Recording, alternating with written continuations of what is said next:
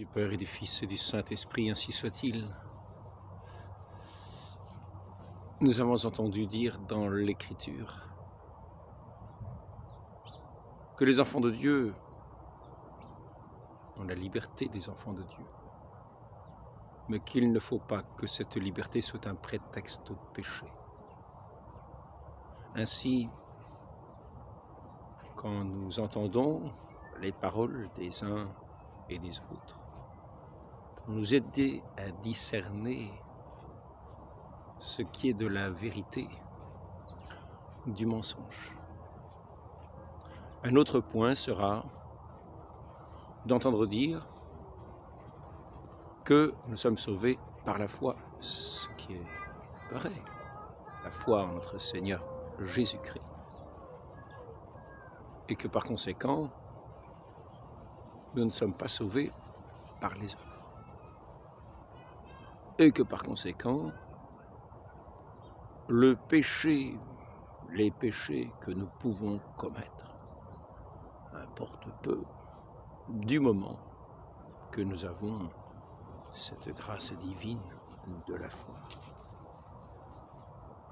Car ici-bas, pauvres créatures, nous sommes portés à pécher irrémédiablement. Quand nous entendons un tel langage, il faut savoir que, évidemment, il ne peut pas venir de Dieu.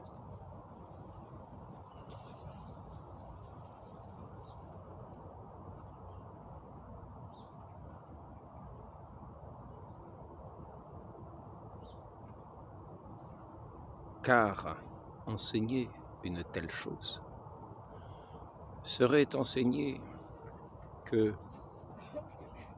si nous péchons, alors que nous avons la foi au Christ,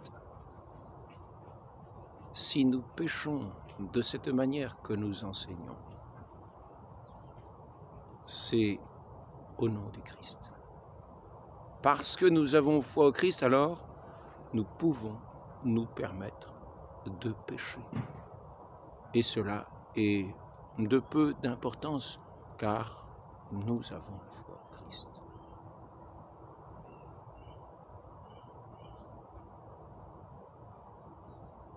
C'est-à-dire que parce que nous aurions la foi au Christ, nous pourrions faire les œuvres du diable sans que cela ait beaucoup d'importance.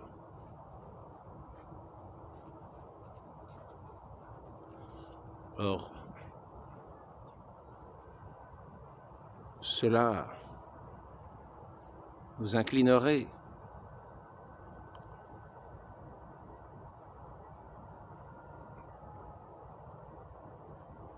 à devenir en fait, au nom du Christ, des blasphémateurs de Dieu,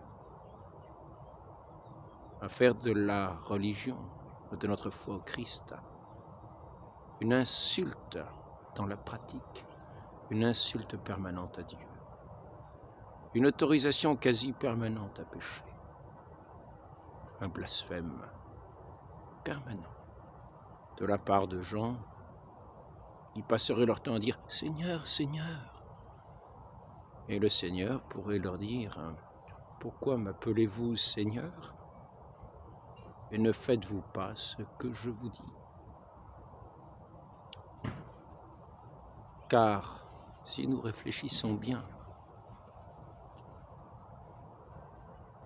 nous faisons les œuvres de celui en qui nous croyons. Nous faisons les œuvres de notre Père. Si nous sommes nés enfants de Dieu par la foi dans les eaux saintes du baptême, en ayant renoncé au péché,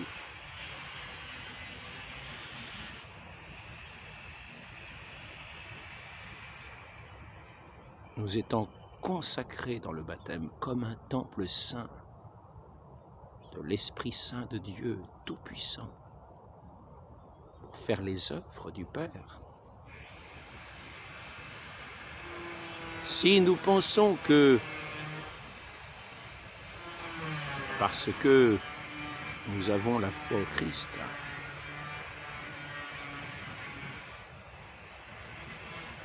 nous pouvons nous permettre de faire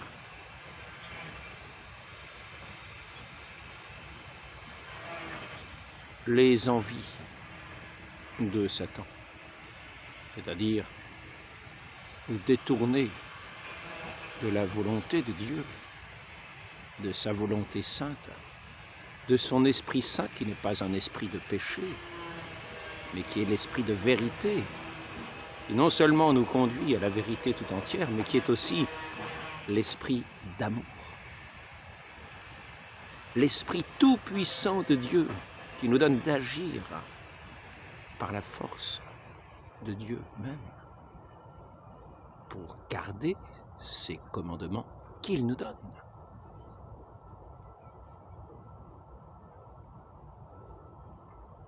Dire que les commandements de Dieu sont devenus caducs parce que nous avons la foi,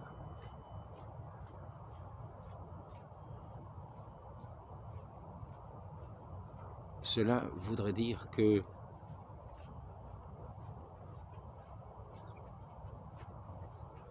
nous pourrions aller contre la volonté de Dieu parce que nous croyons en Dieu. Nous pourrions aller contre le Dieu parfait. Notre Père céleste est parfait. Et nous, parce que nous aurions la foi dans le Christ qui est venu donner sa vie pour nous racheter de nos péchés, nous sortir du péché, parce que nous aurions la foi dans le Christ, nous pourrions aller contre les desseins divins que les commandements, dont les commandements sont justement le chemin pour accéder à sa connaissance, l'acquiescement à sa volonté, et par là, l'acquiescement et l'entrée dans sa communion par cet Esprit Saint qui nous a renouvelés et qui nous rend capables de vivre selon sa volonté et d'accomplir sa volonté.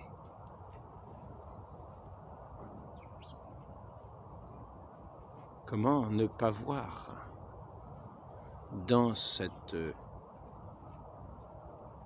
expression de Luther, péchez fortement et croyez plus fortement encore.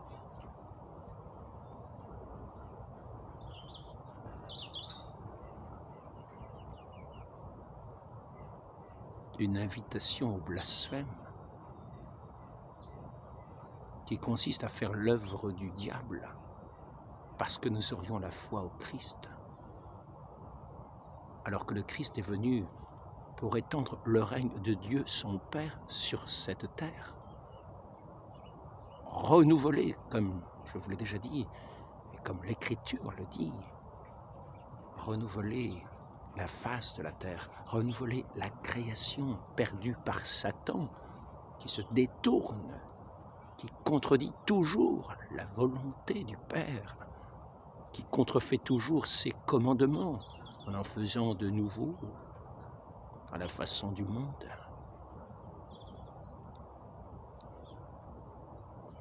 Ainsi, nous pourrions obéir aux lois du monde, les lois communes que le monde de Satan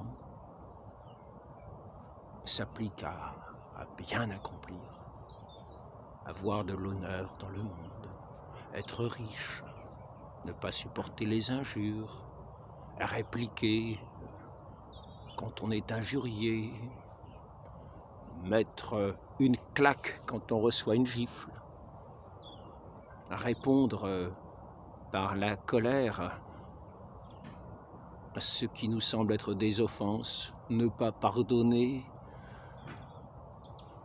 quand on est offensé, chercher partout les jouissances ici-bas, ne se priver de rien. Les commandements de Satan, de paraître grand, de commander, de toujours aller dans le sens de l'élévation et non pas de l'humiliation. Comment pourrions-nous avoir la foi au Christ, doux et humble de cœur, en agissant selon les commandements de Satan, selon les œuvres de Satan, selon les pompes de Satan auxquelles nous avons renoncé à notre baptême, à la suite de Christ, qui s'est plongé lui-même dans les eaux du baptême, afin de les consacrer et de renaître sous la mouvance du Saint-Esprit de Dieu, pour mener une vie nouvelle, selon la volonté du Père, dans l'amitié du Père, et non pas dans la désobéissance qui est le péché. Dire que par la foi au Christ, nous pourrions entrer dans une vie de désobéissance à Dieu sans que cela coûte rien, c'est exactement l'inverse de la foi. Car la foi, c'est justement l'obéissance à Dieu. Avoir foi en sa parole, c'est écouter sa parole et y croire. Et y croire pour la mettre en pratique. Et c'est pour ça que notre Seigneur nous dit « Pourquoi m'appelez-vous Seigneur, Seigneur, et ne faites-vous pas ce que je dis ?» C'est en écoutant la parole de notre Seigneur, en lui accordant notre foi,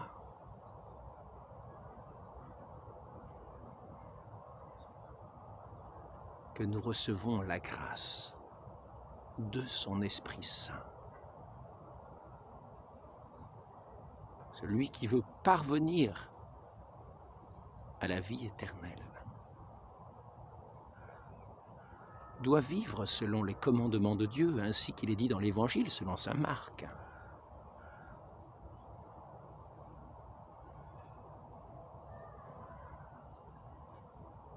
Car celui qui vit dans les commandements de Dieu vit selon la grâce de Dieu, vit selon sa parole de vie.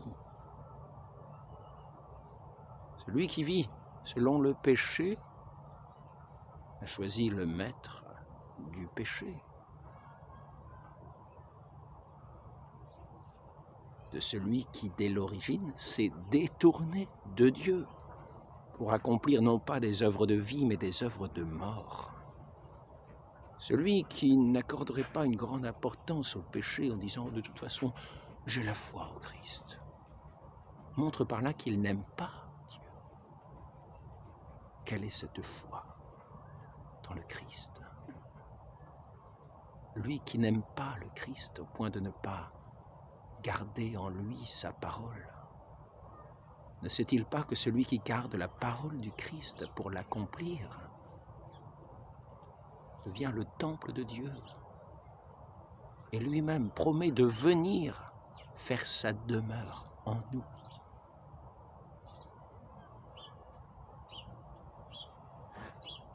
Ce Père éternel et son Fils unique et son Esprit Saint, ce Père éternel vient visiter ses enfants et faire sa demeure en eux, comme dans un ciel. Celui qui garde ma parole, mon Père et moi, nous viendrons demeurer en lui.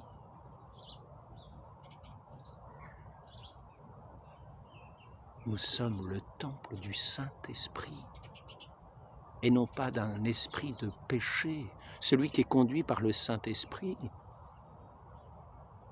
fait les œuvres de Dieu, accomplit les œuvres de Dieu. Par conséquent, n'accomplit pas les œuvres de mort, mais les œuvres de vie.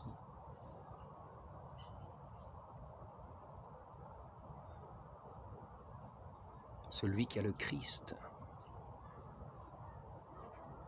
c'est celui qui écoute sa parole pour la mettre en pratique.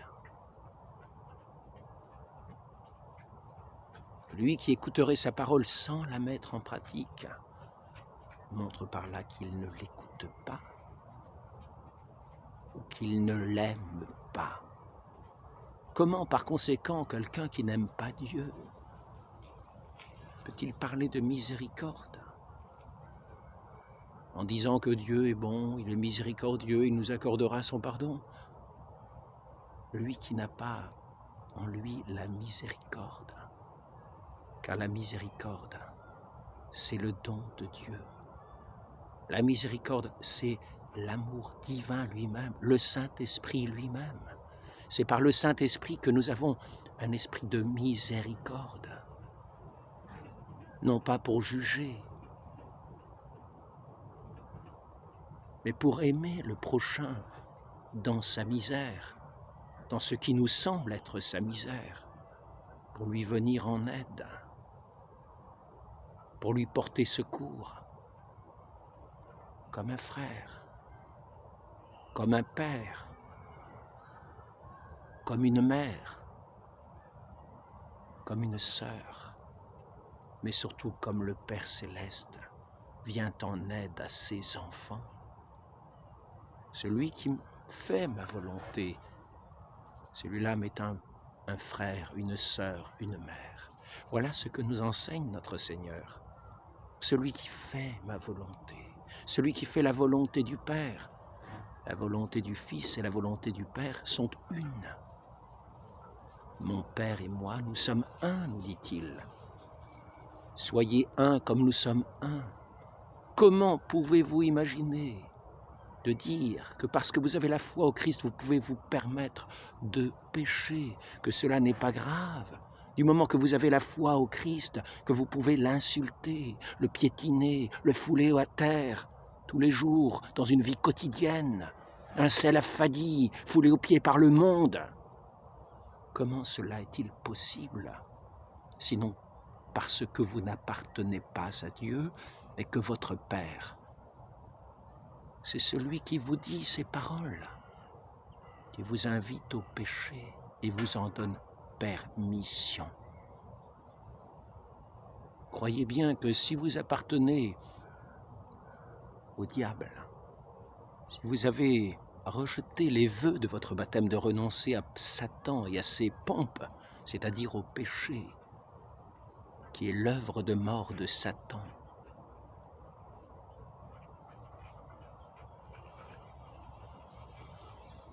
et qu'ainsi, au nom du Christ, déguisé sous le nom de chrétien, vous continuez l'œuvre de Satan, l'œuvre du serpent,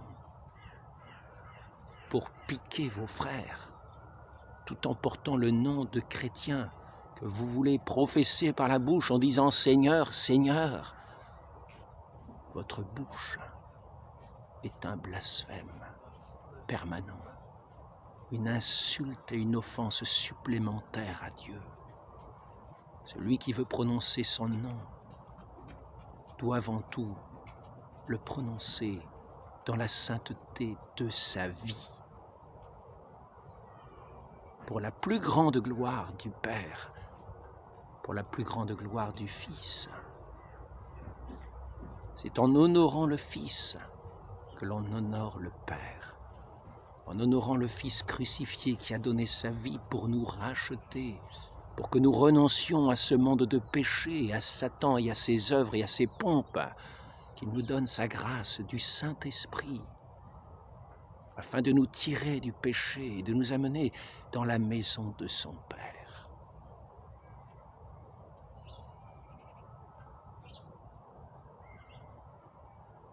Ainsi, quand nous entendons de telles paroles, nous devons savoir qui nous avons en face de nous. Non pas pour le juger, mais pour fermer nos oreilles à cette parole, sachant bien de qui elle provient. Cette miséricorde-là, cette foi-là, n'est pas la foi du Christ et n'est certes pas la miséricorde de Dieu. c'est la langue fourchue et dissimulée de Satan, du serpent, du menteur, qui propose toujours son fruit d'une manière déguisée pour désobéir aux œuvres de Dieu et perdre la vie éternelle de vos âmes.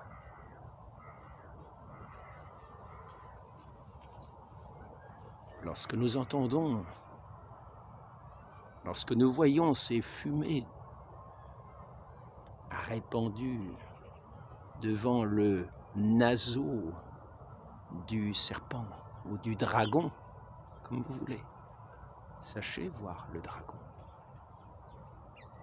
Sachez voir la langue du serpent et ne traînez pas. Écrasez-lui la tête, comme notre Sainte Mère nous apprend à le faire. La femme, dès l'origine.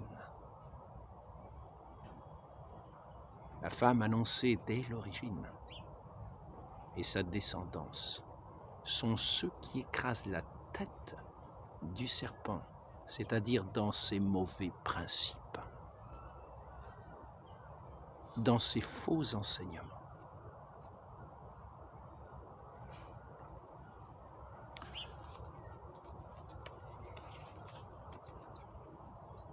Si vous voulez parvenir à la vie éternelle, observez les commandements, dit notre Seigneur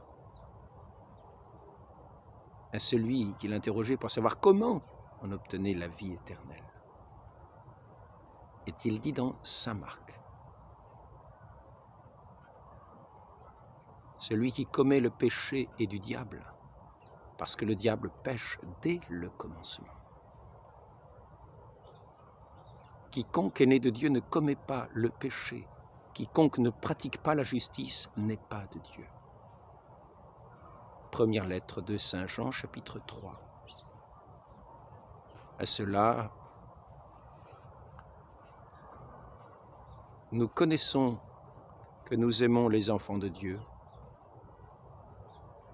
lorsque nous aimons Dieu et que nous pratiquons ses commandements. Celui qui croit en le Fils de Dieu a le témoignage en lui. Dieu nous a donné la vie éternelle et cette vie est en son Fils. Heureux qui écoute sa parole pour la mettre en pratique.